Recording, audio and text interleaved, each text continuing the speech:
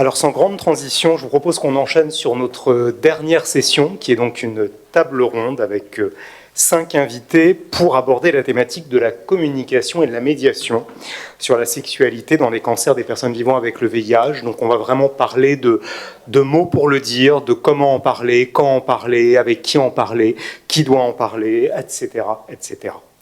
Je vais d'abord présenter les personnes à cette table. Catherine Cerizet, tu es notre grand témoin et merci d'être avec nous aujourd'hui. Je dis grand témoin parce que tu es une grande dame de l'engagement patient, patiente militante, patiente activiste, j'allais dire pionnière, mais là tu vas me donner une claque, mais en tout cas depuis quelques années. Tu as été toi-même touchée par un cancer du sein il y a 24 ans, mais tu nous en parleras.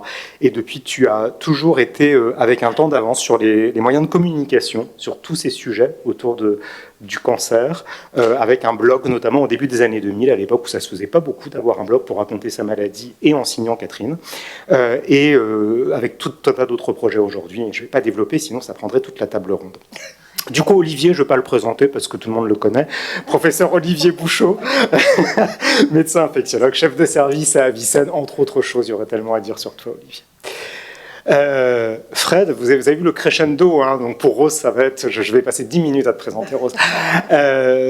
Frédéric Le Breton, donc tu es journaliste spécialisé dans le VIH et la santé sexuelle pour le magazine Remède, historique dans la lutte contre le VIH. Hein, je crois qu'il existe depuis 97. 90. Mais je vais 90, bon, ok, très bien. Et tu es également l'auteur de T'as pas le sida, j'espère, un livre choc, témoignage que je vous conseille. Nicolas Morel-Journal, mon ex-ami Nicolas, qui ne fait jamais de slide, qui est chirurgien urologue à Lyon, spécialisé dans les reconstructions génitales de renommée internationale, et je ne dis pas ça parce que tu n'es plus mon ami, et qui travaille beaucoup sur les questions liées à la santé des personnes trans, qui coordonne des projets là-dessus. Tu pourras peut-être nous en dire plus quand je te laisserai la parole. Rose Nkegeng, qu'on ne présente plus puisqu'on l'a entendu, mais on la présente quand même, qui est conseillère en santé sexuelle et droits humains, médiatrice en santé à Icambéré. Et Rose, tu nous diras plein de choses sur Icambéré par la suite. J'aimerais commencer par un premier tour de table, si vous voulez bien, et puis après, très vite, vous laisser la parole pour qu'il y ait évidemment une interaction avec nos honorables invités. Catherine, j'aimerais commencer par toi, avec une première question sur la thématique de la sexualité, en fait une double question. Premièrement, est-ce que c'est quelque chose sur lequel on a communiqué auprès de toi au début de ta maladie, pendant les traitements, et comment, si on a communiqué avec toi? Et la deuxième question, c'est est-ce que tu acceptes de communiquer avec nous sur ton vécu par rapport à ce sujet-là?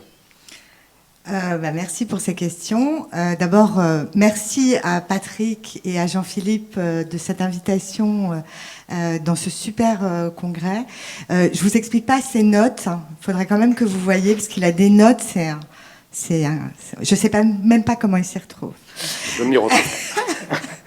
Alors oui, j'ai été malade il y a 24 ans. Alors il y a 24 ans, on parlait pas de soins oncologiques de support, il n'y avait pas de dispositif d'annonce, il n'y avait rien. Il n'y avait rien. Sauf que j'ai été soignée dans un centre exceptionnel où j'ai bénéficié d'une infirmière d'annonce et j'ai bénéficié d'une psychologue. Mais un oncosexologue, ça n'existait pas. C'était déjà exceptionnel d'avoir une psychologue à ma disposition dans mon centre de soins.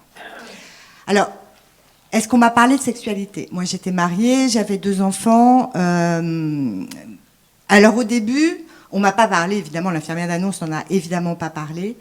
Moi, j'ai eu 10 opérations, parce que j'ai eu des opérations de reconstruction. J'ai eu 18 chimiothérapies, 30 séances de radiothérapie. J'ai eu 5 ans d'hormonothérapie. Quand vous êtes malade, quand vous avez envie de vomir, quand vous êtes fatigué, quand vous êtes en ménopause, votre lit vous appelle pour autre chose que pour faire des galipettes.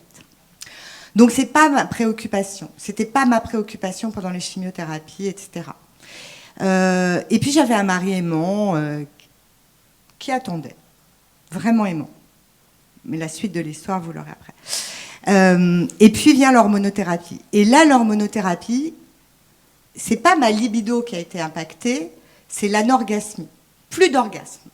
Toute seule, à 2, à 3, à 5, j'ai pas essayé, mais plus d'orgasme. Et là, ça a commencé à m'emmerder sérieusement et à me courir sur le haricot. Ça allait mieux, etc. J'avais été reconstruite. Mes copines m'avaient acheté des soutiens-gorge pigeonnants et tout pour fêter la reconstruction. Et je suis allée voir mon oncologue et je lui en ai parlé. Je lui ai dit, écoutez, l'hormonothérapie, j'ai l'impression que le Tamo, c'est pas génial, j'ai plus d'orgasme. Et mon oncologue, qui est je suis désolée, hein, le meilleur oncologue du monde, m'a quand même répondu, on ne peut pas accuser l'hormonothérapie de tous les maux, Catherine. Je dis, non, mais quand même. Il dit, ok, on va arrêter un mois. J'ai arrêté un mois, et au bout d'un mois, c'est revenu. Mais je l'ai repris, parce que j'avais trop peur. Et d'ailleurs, je ne l'ai pas pris 5 ans, j'ai pris, je te l'avais dit, 5 ans et 1 mois, parce que j'avais arrêté un mois, je me suis dit... je fais 5 ans, je fais 5 ans. J'étais super observante. Et puis 5 ans d'anorgasmie, 5 ans de traitement lourd, etc., fait que mon mari se tape ma meilleure amie et se barre. Dommage collatéral du cancer, mais beaucoup de femmes subissent ça, hein, je vous assure. Pas avec la meilleure amie, mais voilà, le secrétaire. Et quand on revient sur le marché, c'est pas la même chose. Parce que là se pose une question majeure. Qu'est-ce que je vais dire et à quel moment je vais le dire? Parce que c'est bien les sites de rencontres. Il y a un moment où il faut balancer. Alors, ça a été une grande conversation que j'ai eue avec des amis, que j'ai eue dans le milieu associatif, parce que je suis administratrice de plusieurs associations, des femmes reconstruites, non reconstruites, etc. À quel moment on dit? Et moi, j'étais persuadée que c'était pas faire d'attendre le dernier moment et dire « j'ai oublié de te dire quelque chose, il m'en manque un ». Et je me suis dit, là, le type, pour le faire débander, et pardonnez-moi, on parle sexualité, on parle cul, il n'y a pas mieux. Et puis, conversation. Et puis moi, je faisais des dates et tout, je ne savais pas. Alors, qu'est-ce que tu fais dans la vie? Je travaille dans la santé, etc. Ah bon, mais pourquoi? Tu as fait quoi comme étude? J'ai fait l'école du Louvre. Ah, c'est bizarre. En fait, j'ai eu un cancer, alors j'ai eu tout. Ah bon, mais on t'a enlevé le sein, j'espère qu'on a reconstruit l'autre, parce que sinon... l'horreur. Et puis mes copines qui me disaient, mais c'est bien, c'était un con, c'est de la sélection naturelle, t'as évité un con, etc. Et moi je me disais, mais merde, c'est le cancer 20 ans après qui me revient dans la gueule, c'est pas juste. Même si c'était un con, moi je voulais bien le tester, quoi. Et puis un jour, j'ai rencontré une femme que tu connais bien, Anne Buisson, que Fred connaît aussi très bien, qui est directrice de l'AFA, une association dans les maladies chroniques, inflammatoires chroniques de l'intestin, et qui me raconte une histoire incroyable, qui me raconte l'histoire d'une fille de 25 ans, qui elle a une poche, parce qu'elle a une maladie de Crohn, et qui arrive, pas un groupe de parole, un auto-support, un groupe d'auto-support, et qui dit, moi j'aurai plus jamais de mec, 25 ans, ravissante, etc. Et elle lui dit, comment ça t'auras jamais de mec? Je dis, mais je peux pas lui dire. Et Anne m'en parle en me disant, tu vois, relativise un peu, quoi, etc. Et elle lui dit, mais pourquoi tu lui dis? Pourquoi tu dis à un mec que tu connais pas et avec qui tu as envie de coucher que tu as une poche? Tu le fais dans la voiture, habillée, et après tu vois. La fille fait ça, elle se marie, elle a 2 enfants avec le mec. Et moi, ça commence à me faire réfléchir. Donc tu parlais de garder le haut, moi je gardais le haut. Et puis un jour, je me suis dit, mais finalement, cette femme... ça a marché. Et puis, un type que tu rencontres, est-ce qu'il te dit s'il est circoncis, pas circoncis, si elle a un gros zizi, pas un petit zizi, une femme qui a accouché et qui a été déchirée par l'accouchement, est-ce qu'elle va dire au mec, tu sais, moi, je suis vraiment déchirée. Alors, pourquoi t'en parles? Pourquoi t'en parles? Et finalement, j'ai décidé de plus en parler. Et ça marche. Il n'y en a pas un qui s'est barré. Voilà, je vous rassure, maintenant je suis en couple, etc. Voilà.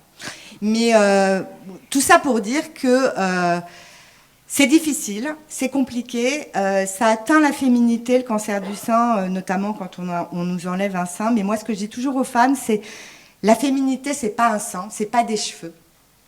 La féminité, c'est une façon de parler, une façon de sourire, une façon de marcher, une façon de se maintenir, une façon de rire.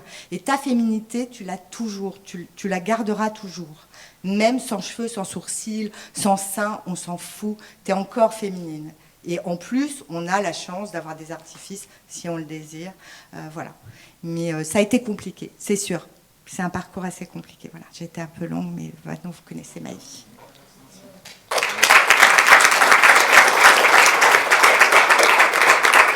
Juste pour finir, j'ai trouvé le bon. Hein.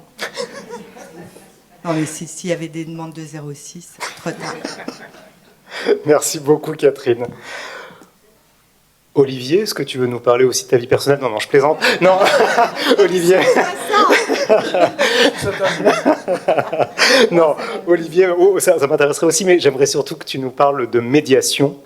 Parce que c'est vrai que le mot médiation, qui est dans le titre de cette table ronde, c'est un peu comme la prose et Monsieur Jourdain. On a l'impression de tout savoir ce que c'est, et en fait, tous, on n'est pas toujours très bien capable de définir ce que c'est. Donc, si tu veux bien nous reposer le cadre de la médiation, c'est quoi, comment on se forme, à quoi ça sert, quelle place dans les lieux de soins, et puis peut-être après, en entonnoir, arriver sur médiation et vie affective et sexuelle, qu'est-ce que ça peut apporter?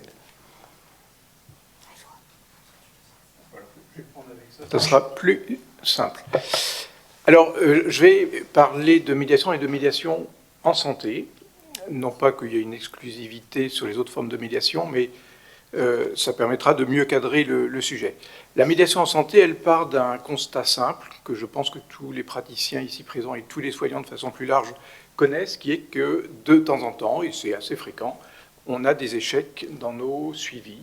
Il y a des patients qui ne reviennent plus, il y a des patients qui ne prennent pas tout à fait leur traitement comme on le leur a demandé, et on est souvent en difficulté pour raccrocher ces patients, quelles que soient les raisons pour lesquelles ils sont en échec sur leur parcours de soins. Et on se rend compte que les soignants, et surtout les docteurs, sous-estiment complètement les raisons qui peuvent expliquer que les patients ne soient pas observants, avec l'argument parfois un petit peu méprisant ou condescendant de il se fout de moi, ou il ne s'intéresse pas à sa santé, ou en gros je perds du temps avec lui ou avec elle.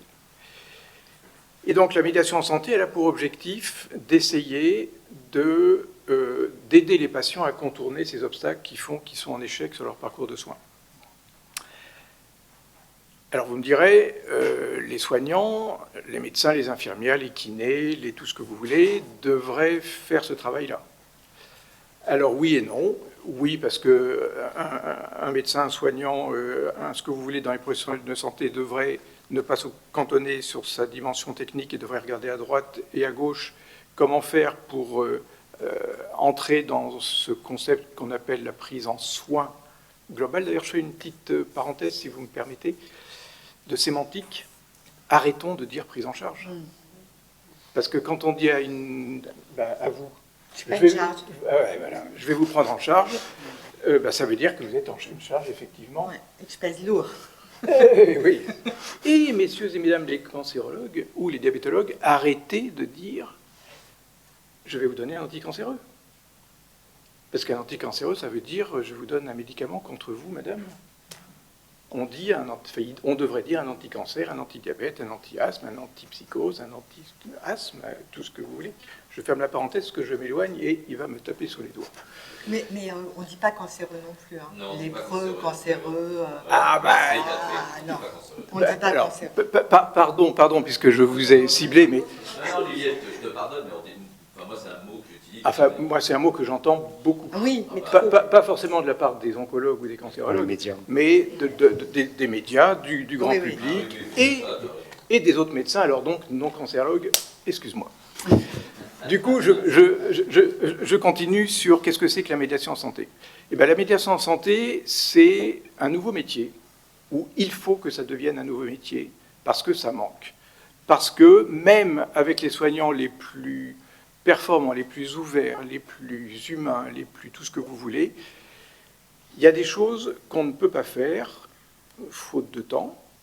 Et puis, je ne sais plus qui l'a dit tout à l'heure, je crois que c'est toi, ce qui ne m'étonne pas d'ailleurs, c'est que le statut social d'un médecin, par rapport à beaucoup de patients, fait qu'il y a des choses qu'on ne lui dira jamais, même si on a une confiance aveugle pour le docteur en question, on ne lui dira pas parce que ça ne se fait pas de dire certaines choses à un médecin. Donc on a besoin d'un tiers, il y a besoin d'un tiers, et la médiation en santé est là pour faire ce tiers, et donc jouer ce rôle d'interface avec tous les autres métiers de santé pour aider le patient à naviguer. Aux États-Unis, on appelle ça les navigateurs. pour naviguer dans le système de santé. En France, on a un système de santé qui est plutôt assez performant, même si ça s'effrite un petit peu, mais qui est quand même extrêmement complexe. Même nous, on a de la peine à s'y retrouver. Donc les patients, eux, ont aussi beaucoup de difficultés, avec évidemment un objectif d'autonomie, parce que ça, c'est quand même la clé de l'efficacité, entre guillemets, de la médiation en santé, c'est de ne pas faire pour, mais de faire avec, ou de ne pas faire à la place, mais de faire avec, pour que, quand c'est possible, parce qu'il y a des situations où ça n'est pas possible, et il faut l'accepter, qu'à terme, le patient ou l'usager ou l'usagère devienne autonome et soit capable de gérer son parcours et de ne plus avoir d'obstacles devant lui.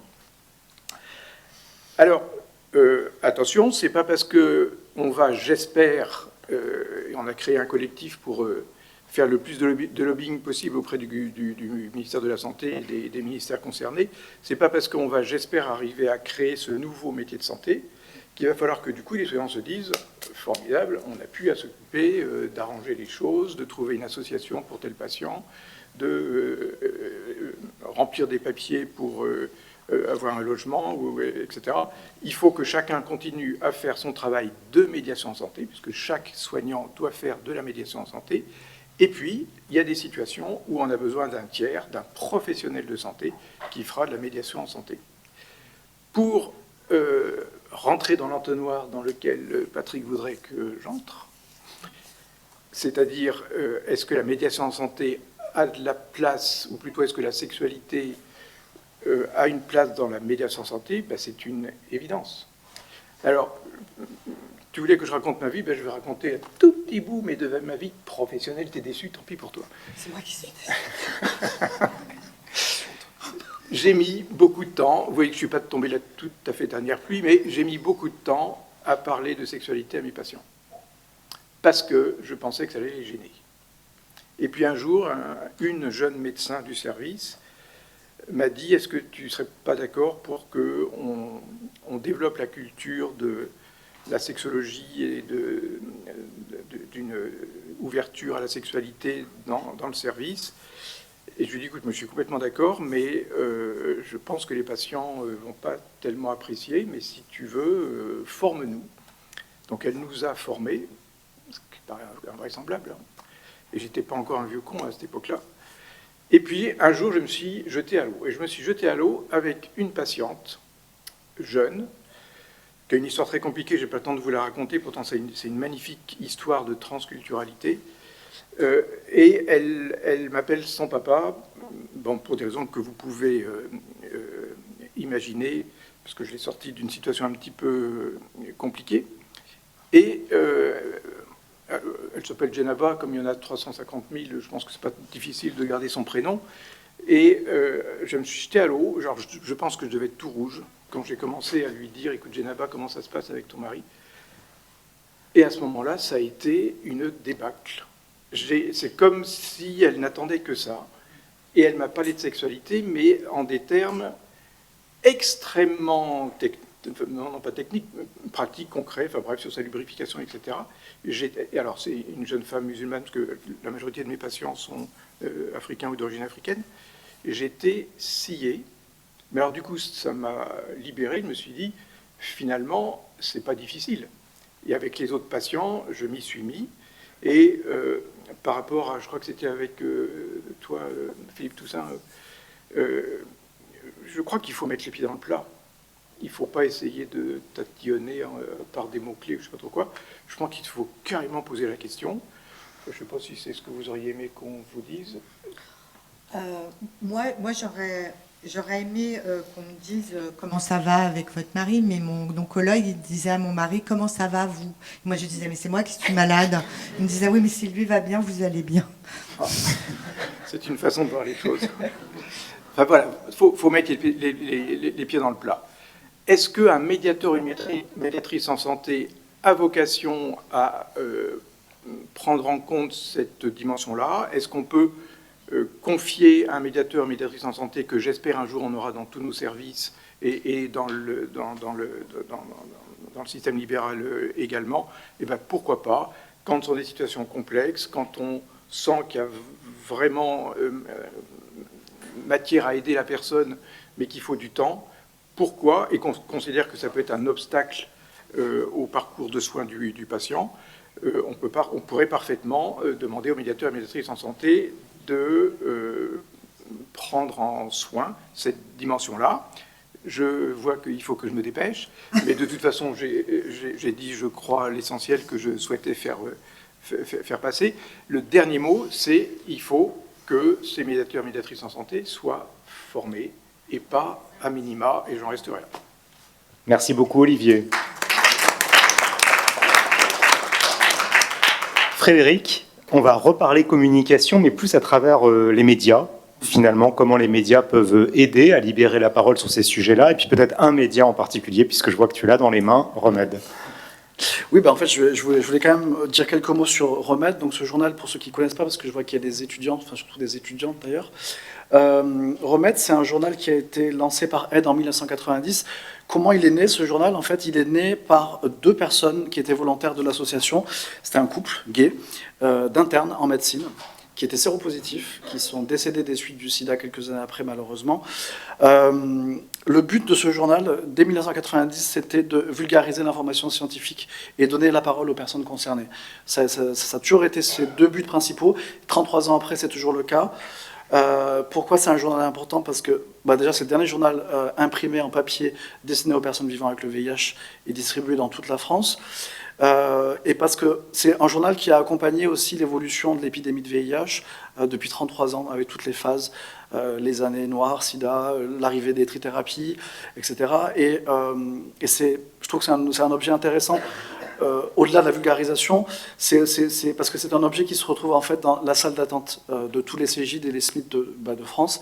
Et si vous voulez, nous, ce qu'on a voulu mettre en place depuis 2-3 ans, c'est toute la partie visible, c'est-à-dire mettre en une des personnes concernées vivant avec le VIH et apporter toute une partie témoignage qui est très importante, en fait, qui s'appelle Visible. C'est presque 20 pages du journal avec des témoignages de personnes concernées où, évidemment, on parle de sexualité, on parle de cancer, on parle de vie affective, on parle de sérophobie, etc. Et ce que les lecteurs et les lectrices nous disent, c'est qu'en fait, cette partie, elle est importante pour eux, parce que c'est des messages d'espoir aussi, parce que c'est des personnes qui ont parfois des longs parcours avec le VIH. On a notamment une rubrique qui s'appelle Génération Positive, que j'anime depuis presque 3 ans, qui est une rencontre en fait intergénérationnelle entre deux personnes vivant avec le VIH de deux générations différentes. Donc une plutôt qui a été diagnostiquée dans les années 80-90 et une plutôt dans les années 2000, 2010, voire 2020 même. Et l'idée, c'est d'instaurer un dialogue entre ces deux générations, voir quels sont les points de convergence, les points de différence, les passerelles, etc. Et ça, c'est une rubrique qu'on aime beaucoup. Et puis, voilà, au-delà de Remède, on a aussi l'actu web sur Seronet. Donc, on essaie vraiment de vulgariser l'information scientifique, donner la parole aux personnes concernées. Et puis, au-delà de ces deux outils, chez Aide, en fait, on a mis en place tout un tas d'espaces safe, en non-mixité, donc des groupes d'autosupport pour femmes migrantes vivant avec le VIH, le groupe que je vous ai présenté un petit peu plus tôt, donc pour HSH, hommes gays et bisexuels. On a des week-ends santé, on a le week-end de la disance une fois par an, qui est un week-end en fait pour que les personnes vivant avec le VIH puissent se retrouver entre elles et discuter entre elles de comment le dire, à qui le dire, à quel moment, quel est ton parcours, etc. Vie sexuelle, santé sexuelle. Donc c'est vraiment des espaces en fait en non-mixité. J'insiste vraiment sur le terme non-mixité parce que c'est un terme qui est un peu parfois critiqué par à droite à gauche. Pour nous c'est important. C'est ce qu'on appelle la démarche communautaire en santé en fait. C'est-à-dire rien pour nous sans nous. Et c'est la même chose pour Remède. Dans le comité de rédaction de Remède, il y a des personnes séropositives et c'est important. Et du coup, j'ai perdu le fil de ma pensée, mais voilà, ce que je voulais dire, c'est qu'on essaye de mettre en place tous ces outils pour créer des espaces safe pour que la parole se libère, en fait, chez Aide. Voilà. Merci, Fred. Ouais.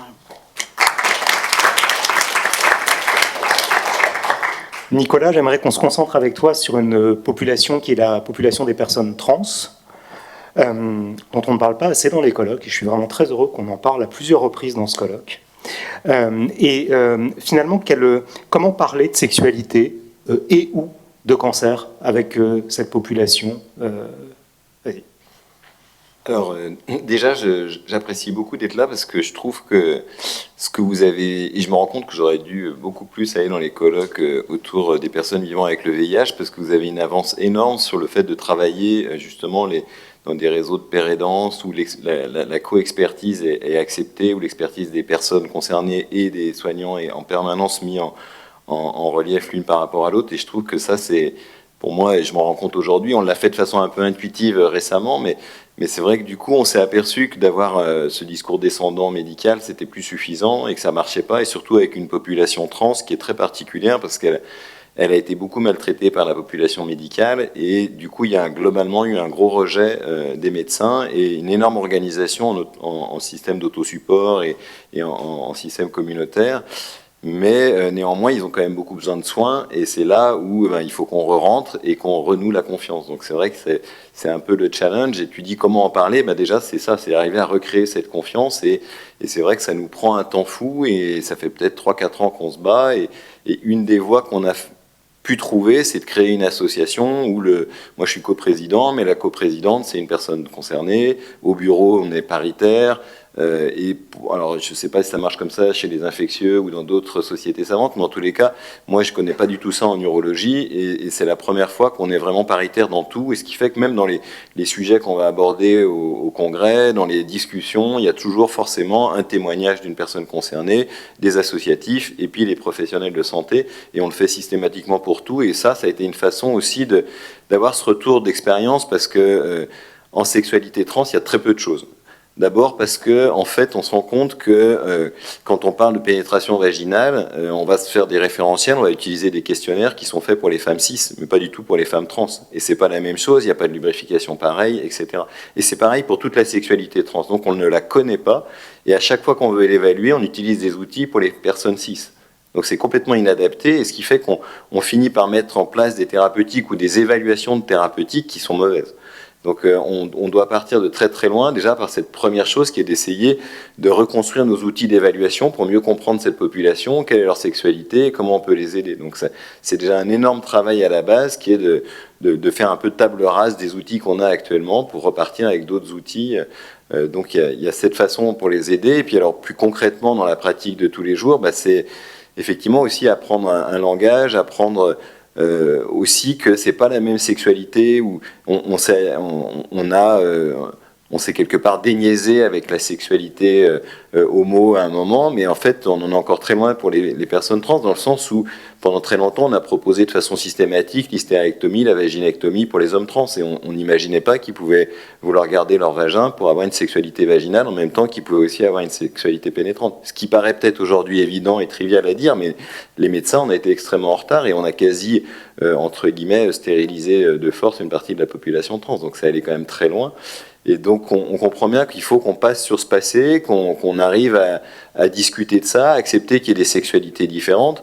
Par exemple, il y a un autre truc qu'on est en train de se rendre compte, que un homme trans qui dit « je veux garder mon utérus, mes ovaires et mon vagin », aujourd'hui ça passe très facilement dans la profession de toutes les personnes qui s'occupent des personnes trans. Mais dans le sens inverse, un homme trans, une femme trans qui nous dit « je veux garder ma verge et avoir un vagin en plus », mais là tout de suite ça nous bloque, on n'arrive pas, on a du mal. Alors que dans l'autre sens, parce que c'est invisible finalement et que ça existait, ça nous pose pas de problème, mais dans ce sens-là où il faudrait le créer, d'un seul coup on est plus timide, etc. Alors qu'en fait c'est le strict inverse de l'autre situation. Et donc toutes ces choses-là sont à déconstruire et à avancer. Et du coup, c'est globalement, pour arriver à parler de sexualité, il faut qu'on passe par la pérédance, parce qu'il faut qu'on la connaisse mieux, cette sexualité. Et donc c'est vraiment central. Et comme disait Olivier tout à l'heure, et je te rejoins à 100% là-dessus, c'est qu'il faut aussi qu'on ait de la formation des personnes concernées, parce que clairement, il y a quand même aussi des notions à acquérir dans le soin, dans l'accompagnement, qui sont pas forcément innées et qui peuvent être bénéfiques quand même. Donc je pense que c'est intéressant, même s'il peut y avoir du soin communautaire sans pérédance. On est bien d'accord que tout le monde n'est pas obligé de se former à la pérédance, mais ça peut être un des éléments importants. Et puis dans les derniers moyens aussi pour parler de sexualité, etc., c'est aussi un peu, on peut pas bien faire, et d'aider la communauté trans. Alors c'est pas tout à fait directement lié à la sexualité, mais ça la rejoint quand même. Et c'est aussi ne pas oublier qu'il y a un côté quand même politique actuellement qui est majeur. Alors je fais pas ça pour faire de la politique non plus, mais c'est vrai qu'on commence à voir, nous, dans le champ de l'accompagnement des jeunes trans notamment, et c'est surtout pour la population jeune qui est très embêtée dans la vie de tous les jours. Par exemple, je prends un homme trans qui a sa poitrine qui se met à pousser à la puberté, de pouvoir avoir accès à des bloqueurs, c'est extrêmement important s'il veut pouvoir développer une sexualité, se sentir bien dans son corps, pouvoir aller vers l'autre. Et aujourd'hui, on a un projet de loi au Sénat qui est en train de se monter pour interdire l'accompagnement de tous les mineurs. Donc on se rend compte que le politique rentre dans cette question trans, et encore plus avec les élections qui vont arriver dans quelques années, il y a une polarisation là-dessus. Et sous un prétexte comme ça, où les gens, spontanément, quand on leur dit « bah oui, il faut que les jeunes trans, ils attendent avant qu'on prenne une décision », tout le monde se dit « ah bah oui, c'est logique, finalement, ils sont jeunes, se décider quand même à faire une transition, etc. » Mais c'est oublier qu'il y a des moyens qui sont réversibles et sans conséquence. Le blocage pubertaire, ça pose aucun problème, c'est réversible, on le fait depuis des années pour les gens qui font une puberté précoce, donc c'est pas un problème en soi. Mais on se rend compte que la société, par l'intermédiaire de la politique, est en train de rentrer dans ce champ-là et va gêner, y compris la sexualité de ces jeunes qui vont être bloqués jusqu'à un âge, si jamais on laisse passer ces choses-là. Donc voilà, je termine un peu par cet élément militant, mais c'est parce que on va avoir besoin de soutien aussi pour empêcher ces choses-là de passer, et parce qu'il faut que on soit en société, et malheureusement, y compris, ça a retenti sur nos soins et sur l'accompagnement des personnes trans.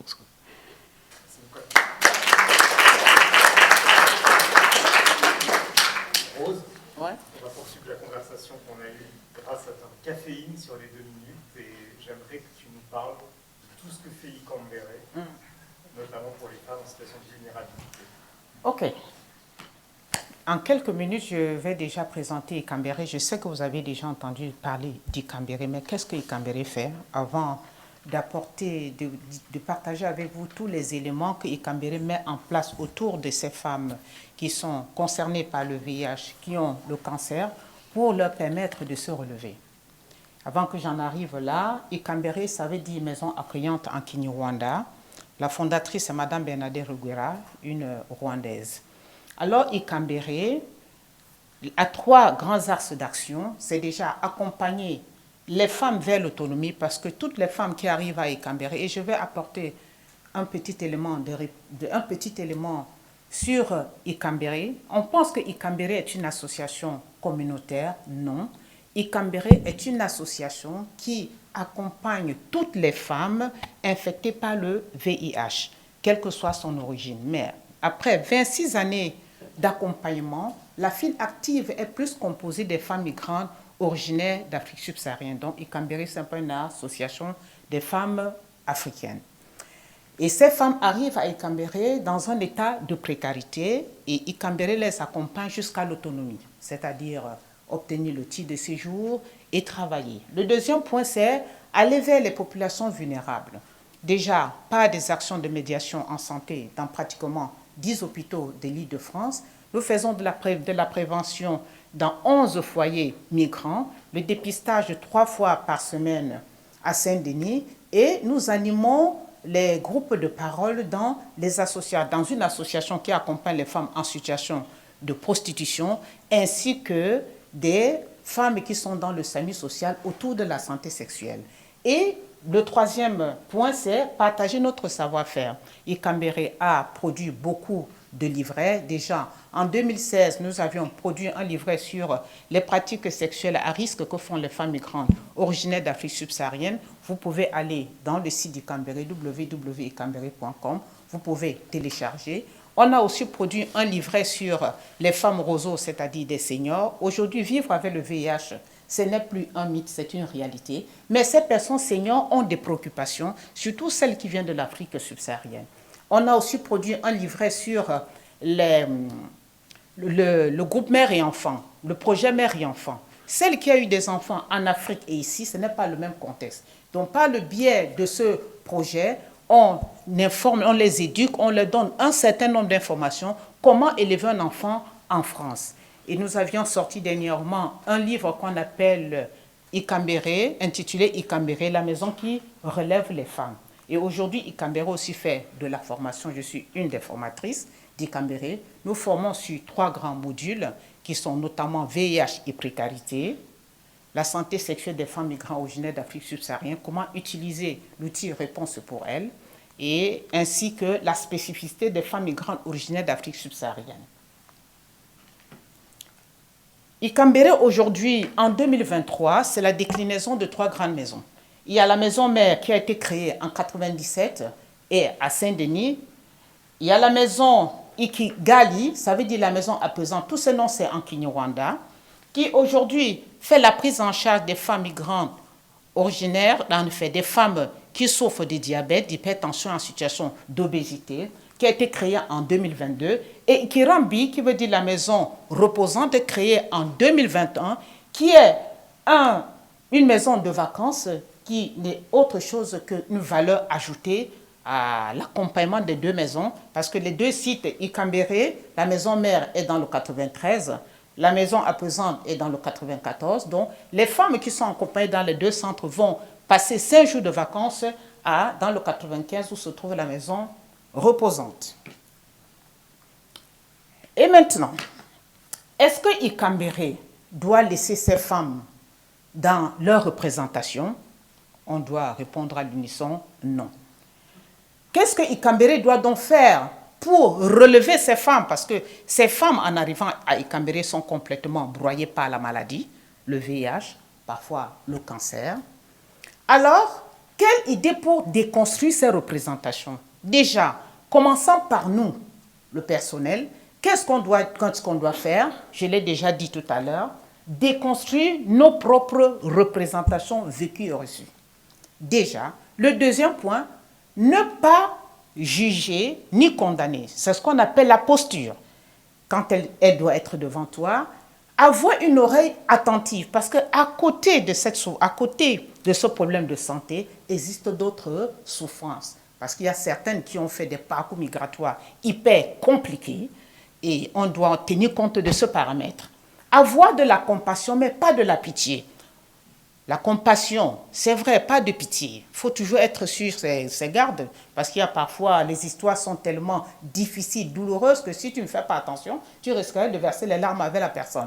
Et en ce moment, tu ne lui rends pas service. Alors, offrir un environnement sécurisant et confidentiel et rassurer la personne accompagnée par votre disponibilité, parce qu'elle a besoin de votre disponibilité. Quand elle prend rendez-vous avec vous, vraiment, il faut lui donner ce rendez-vous, même si le rendez-vous ne pouvait pas avoir lieu aujourd'hui, avec beaucoup de bienveillance, lui dire, voilà, quand est-ce qu'on peut se voir? Alors, les actions mises en place par Ikambéré pour relever ces femmes, parce que la maladie vient, ça impacte sur leur sexualité, déjà, ça impacte sur leur estime de soi, parce que les femmes, quand elles toquent aux portes d'Ikambéré, elles sont complètement broyées. Quand je dis broyées, ce sont des femmes complètement déconnectées. Elle est devant toi, c'est vrai, mais le corps et l'esprit sont complètement déconnectés. Déjà, le corps, au niveau du corps, parce que malade, au niveau du cœur, parce que rejeté, parce que nombreuses, quand elles partagent leur statut sérologique avec la famille ou avec des amis, on les rejette. Et au niveau de la tête, quand je dis la tête au niveau de son esprit, c'est une personne qui se retrouve dans l'inconnu. Elle ne sait plus quoi faire et où aller. Donc voilà comment ces femmes arrivent à Ikambéré et quelles sont les actions, les différents leviers que Ikambéré utilise pour relever ces femmes, pour reconstruire ces femmes, pour reconnecter ces femmes. Déjà, il y a les animations de groupe. Nous sollicitons à titre bénévole des médecins, deux sont là, professeur Bouchot, merci. Docteur Papazian, merci, ils interviennent à Ikambéré. Parce qu'à Ikambéré, nous avions un credo, savoir c'est pouvoir. Quand tu sais, tu peux facilement faire face aux situations. Et en venant former ces femmes, en leur donnant la bonne information, ça permet à ces femmes de déconstruire certaines représentations qu'elles avaient. Pour une personne qui a un cancer de sein, quand on lui donne l'information, elle doit comprendre que le cancer de sein, ce n'est pas un sorcier qui est venu, ce n'est pas un sort. Il faudrait aller se faire soigner. Et ça lui permet en ce moment, elle qui a cette information, elle maintenant devient relais d'information auprès de sa communauté. C'est-à-dire, elle ne garde pas l'information pour elle. Quand elle va rencontrer une de ses sœurs, un compatriote qui a un cancer et qui va commencer à lui raconter, mais tu sais, pendant la nuit, j'ai rêvé quelqu'un venu mordre mon sein, elle va lui dire, mais c'est faux, ce que tu es en train de dire n'est pas vrai. C'est une maladie, il faut aller te faire soigner. Il faut favoriser le partage d'expériences des pères. Parfois, à Ikambéré, ce sont les pères. Les témoignages des pères qui est le plus grand levier. Quand elle arrive, infectée par le VIH ou qui a un cancer, elle est en train de pleurer. Et il y a une père qui, je profite, je lance parce que je suis à Ikambéré tout le temps, j'anime le groupe, les animations tous les midis, parce que chez nous, à Ikambéré, la bouche qui mange parle, parce que tout se fait à midi autour d'un plat. Et je lance juste une petite question d'appel où je demande qui peut partager son témoignage. Il y a une dame volontairement qui va se lever et raconter son parcours, dire comment est-ce que Ikambéré a fait pour qu'elle se retrouve aujourd'hui autonome. Elle est locataire, d'autres, elles ont la nationalité, comment elle vit bien, elle se projette, elle a ses projets à moyen et à long terme, ce qui permet à celle qui vient d'arriver, la primo-arrivante, de se dire, mais tiens, ça craint des clics. Donc moi qui pense qu'avec cette histoire de VIH, de cancer, la vie s'arrête là, donc j'ai encore beaucoup de choses à faire, le parcours, il est là et je peux bien le faire. Il y a la reconquête de l'estime de soi. Nous allons voir, et le développement de l'appartenance. Et comment est-ce que Ikambéré fait? Il y a des actions, des ateliers, autant pour moi, qu'on met tout autour de ces femmes pour qu'elles puissent reconquérir de l'estime de soi. Parce que quand on a le diagnostic positif du VIH, ça, certainement, la vie ne vaut plus la peine d'être vécue. Elle se néglige, et c'est que d'un moment à l'autre, elle risque de casser la pipe. Hein. La 25e heure peut sonner d'un moment à l'autre, alors que c'est faux. Et comment ça se passe à Ikambéré? Voilà des activités, on en fait tellement. Et... Excuse-moi, il va falloir qu'on abrège pour qu'on puisse échanger tous ensemble. Oui, docteur. Il y a le projet artistique Les Reines d'Ikambéré. On a fait des photos qu'on a affichées à la Bastille. Tout ceci, c'est pour permettre à ces femmes de comprendre qu'elles sont des femmes, elles ne sont pas des pathologies. Il y a la socio-esthéticienne qui est là. Il y a l'activité physique adaptée tous les mercredis et vendredis. La danse-thérapie qui consiste à reconstruire ces femmes à travers un groupe de parole et la danse. Et nous avions le projet artistique Les Châtelaines qui a permis aux femmes d'Ikambéré de faire un séjour en Suède pendant 10 jours. Et aujourd'hui, dans la maison reposante, il y a le Moutaï c'est une bourse. Tous ces ateliers permettent à ces femmes de reconstruire leur estime de soi et de savoir que malgré la maladie, la vie continue.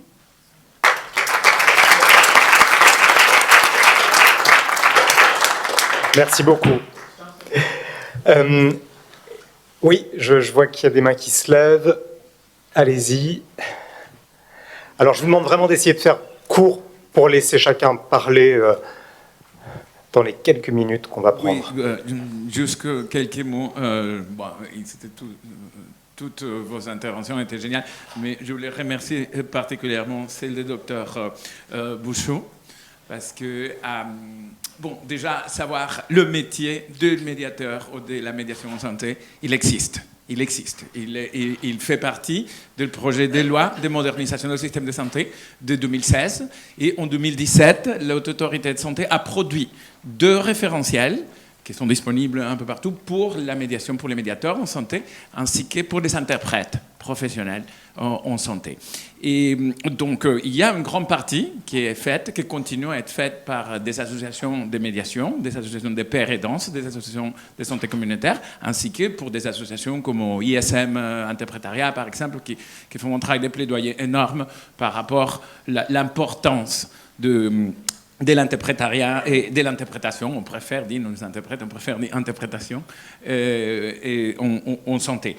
Rien que ça, c'est absolument génial. Merci, parce qu'aujourd'hui, on sait que du côté de la médiation ainsi que du côté de l'interprétation, malheureusement, une des grands freins, ou une des freins les plus importantes, en fait, c'est pas mal d'acteurs des systèmes de santé ou des structures qui continuent à avoir une résistance, évidemment, d'incorporer un nouveau acteur, un tiers dans la relation qui généralement se tisse à 2 et qui forcément impose une façon différente de travailler, mais que c'est une relation, tridiaque, qui n'a que de plus. Et il y a, on commence à avoir des études un petit peu plus concrètes qui nous montrent qu'il y a uniquement des choses positives quand on incorpore la médiation de santé, évidemment garder les populations les plus vulnérables proches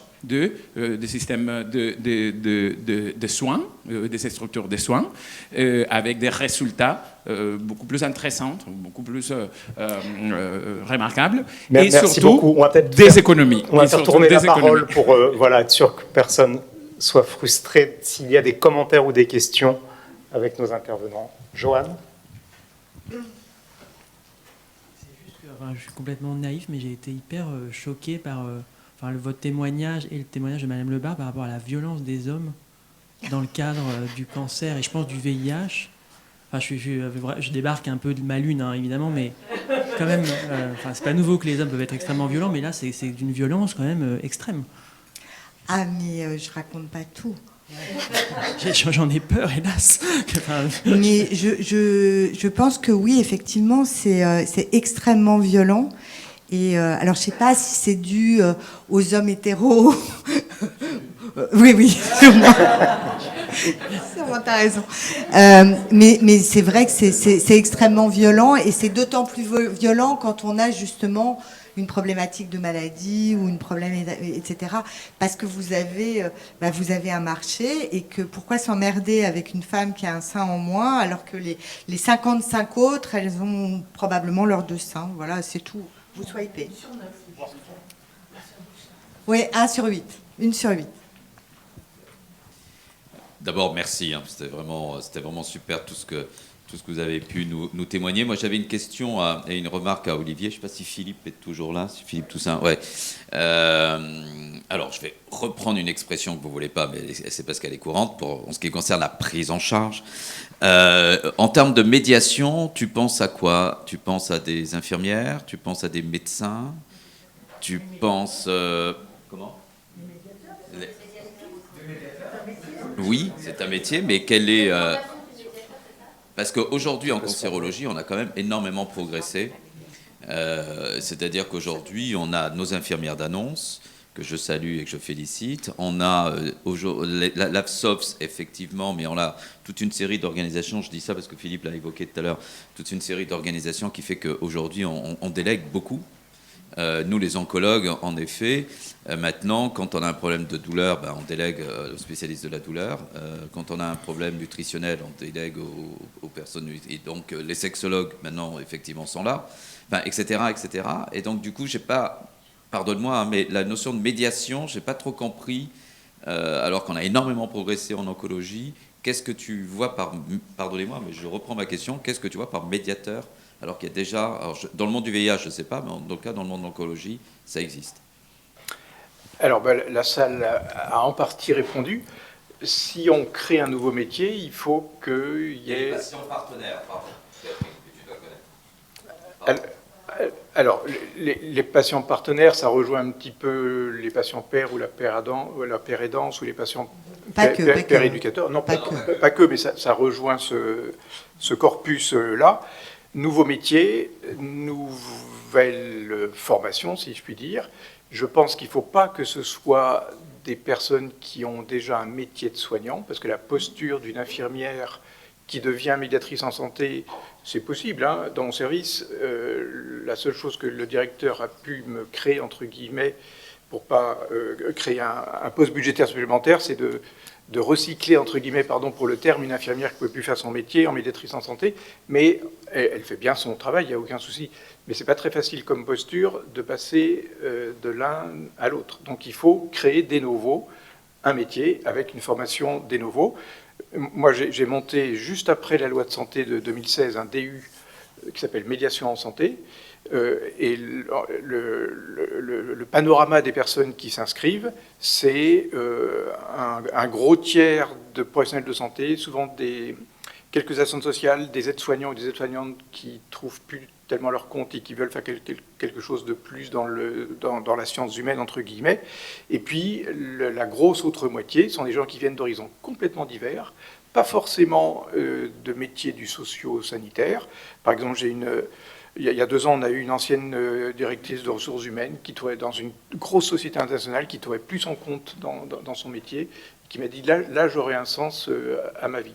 Donc nouveau métier, nouveau cursus de formation et des vrais professionnels de santé. Il y avait d'abord Oui, bonjour. Moi, je me demandais surtout, est-ce que... j'ai oublié ma question. Ah oui, est-ce qu'il y a des formations ou des choses comme ça pour savoir comment annoncer à des patients, en particulier pour des minorités sexuelles ou même pour des personnes hétéronormées, cis, etc., par rapport à l'annonce et savoir comment aborder la personne, quoi.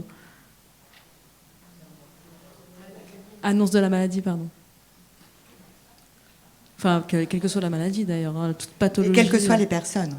Et quelles que soient les personnes, parce que avoir un diagnostic de VIH ou un diagnostic de cancer, qu'on soit cis, trans, homo, hétéro, etc., c'est se prendre un mur à 300 à l'heure. Donc, je pense qu'il faut des formations sur le dispositif pour annoncer.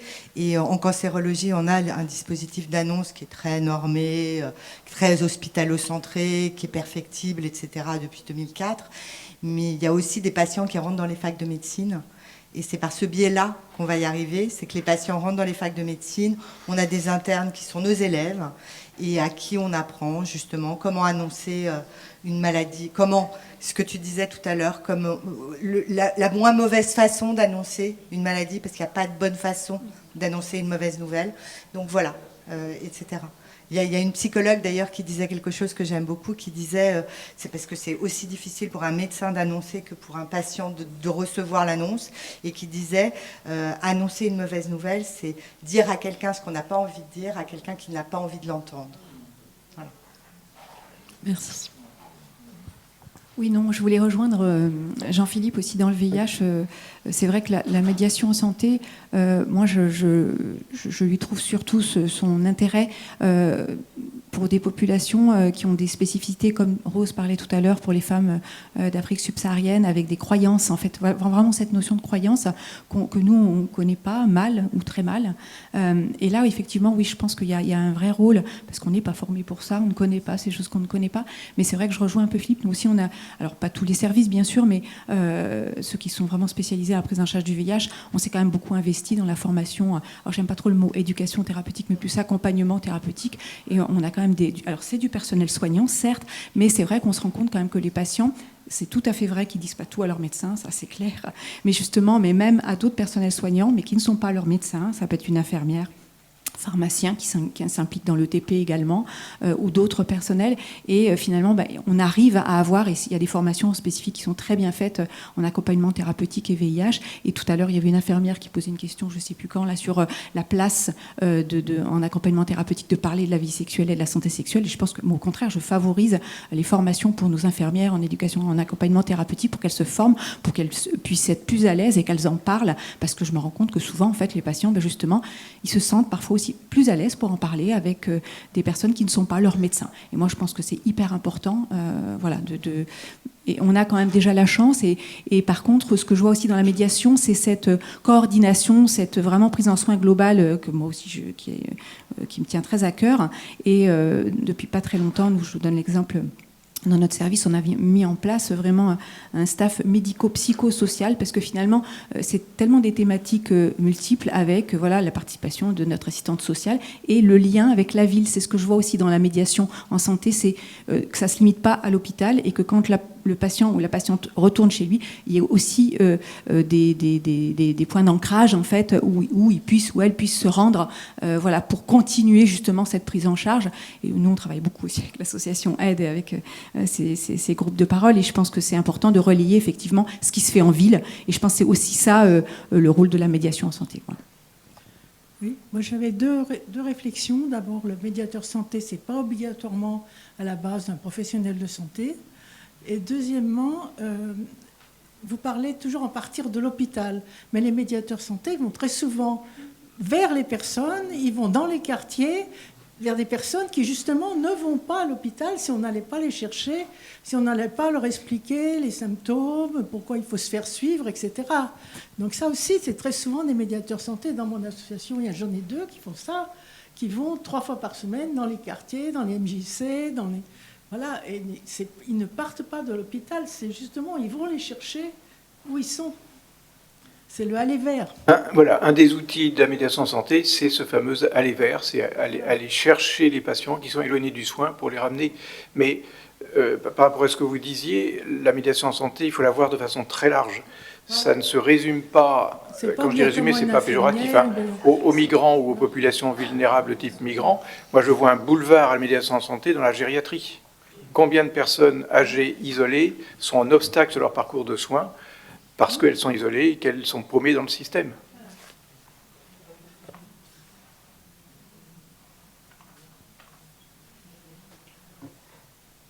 Est-ce qu'il y a un dernier commentaire avant qu'on clôt cette table ronde?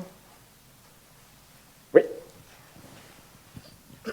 Bonjour, Mel pour le planning familial. Je voulais juste vous remercier. Et voilà, enfin vraiment, en fait, on a balayé beaucoup de sujets. Et il y a beaucoup de personnes différentes, tant du domaine médical que du domaine associatif. Et il faut qu'on continue ces échanges-là. Voilà, c'est tout. Merci beaucoup.